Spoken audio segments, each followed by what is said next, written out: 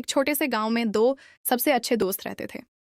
एक था मोती, जो बहुत ही समझदार और मददगार लड़का था। उसके सिर पर हमेशा एक प्यारी सी टोपी रहती थी।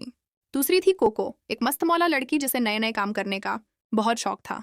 उसके बाल हमेशा दो छोटियों में बंधे रहते थे और वह बहुत हंसती थी।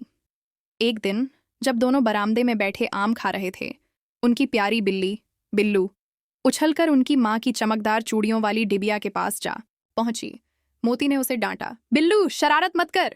लेकिन बिल्लू ने अपने पंजे से डिबिया को खटखटा दिया और वह लुढ़क कर सड़क पर जा गिरी। कोको ने आवाज सुनी और भाग कर देखा। अरे, डिबिया गायब हो गई, उसने चिल्लाकर कहा। डिबिया सड़क से नीचे ढलान पर लुढ़कती चली गई। मोती ने अपनी टोपी ठीक की और बोला, चलो उसे ढूंढते हैं। माँ को बहुत दुख होगा अगर वो चूड़ियां खो गईं।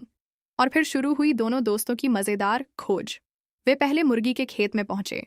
कोको ने मुर्गियों से पूछा, क्या तुमने एक लाल डिबिया देखी?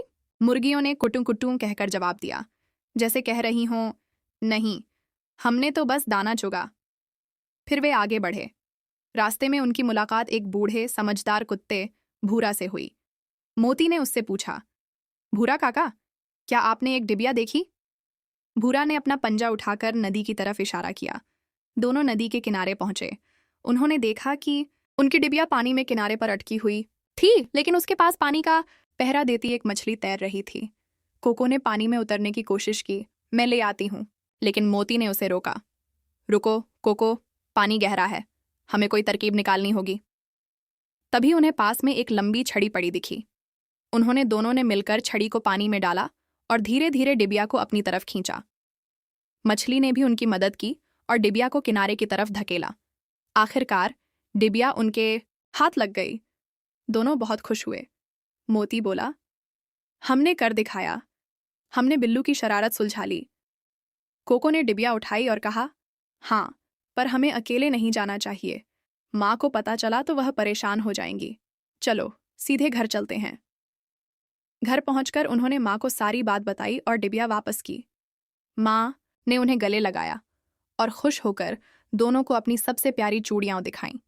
शाम को तीनों दोस्त मोती, कोको और बिल्लू आम खाते हुए सितारों को देख रहे थे।